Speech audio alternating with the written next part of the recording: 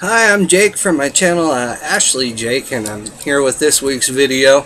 I had a lot of ideas for what I wanted to do this week because I like to do some talk about some video game stuff. But I had some I have collections, and I am a collector of some items, and I had something come up with my collection that I thought was kind of interesting, and it was for the first time, so I thought that would be an interesting video. What I have here, I picked this up from somebody in Lincoln City that was selling a lot of comics, a lot of trading cards, a lot of X-Men trading cards, and luckily I was able to get this binder, which, let me see if I can't make this easy to see. It covers the original show, Star Trek The Next Generation, with trading cards. It came out for it's the Star Trek 1991 25th anniversary trading cards, and it spanned across quite a bit of series, and it's actually one of my favorite things that I have because it's a lot easier than to go through the trading cards. It's a lot easier to go through these trading cards than it is to put on Star Trek the actual show. I mean, sometimes you just want to dip into the lore really quickly and kind of just go, oh, I remember this or I remember that, and that's what these trading cards are. They're just little pictures with on the back explanations of what the picture is and what the show was. And what I realized, and what the conundrum was unfortunately Leonard Nimoy, he passed away.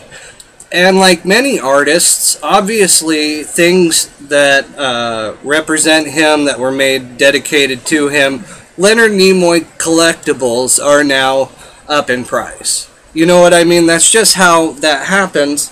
And it occurred to me for the first time that I have something in my collection that, because of the passing of a certain celebrity, I have memorabilia to sell.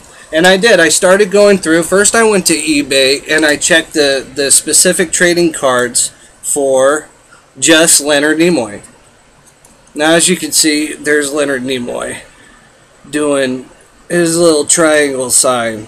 You know what I mean? Like, I don't know if you're up on like the Illuminati and all that stupid stuff, but it was said that he was among that. And as you can see, he's making a triangle with his hands. Now, just that makes this card, I checked, it's a little bit up in price. These cards alone, they're up on eBay individual. If they're in mint, they're about $2.99. Now the ones for Leonard Nimoy, those are $5.99, and they're up for bidding. And what I realized while I'm going through, like just picking out the cards after the card after the card, because I was going to bundle it and I was going to sell it, that I don't need to do that. I don't need the money for that. I'm sitting there thinking, like, what would I price it for, and then what would I use that money for? And I don't have anything that would be as cool to me as this Star Trek binder. And I very quickly was just like, I don't need to sell this. You know what I mean? So it's kind of cool as a collector. You know, you get kind of put up against the wall because of something that it's only going to happen once. You know what I mean?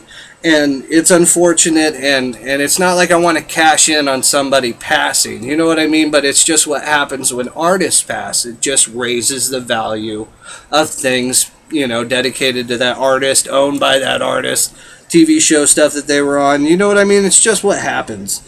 But I think when you have a collection, you have to hold on to it. I mean, to me, it would kind of feel like selling out.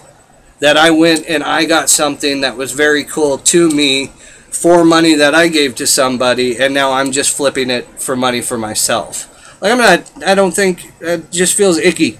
You know what I mean? Because I'm looking at these cards going, well, I don't want to let go of them, so I'm not going to. So I just thought that was an interesting kind of thing to talk about, because I have a lot of things that to me, they're worth a lot of money, and fortunately, through events like certain movies that have become popular, those specific comics are going up in value.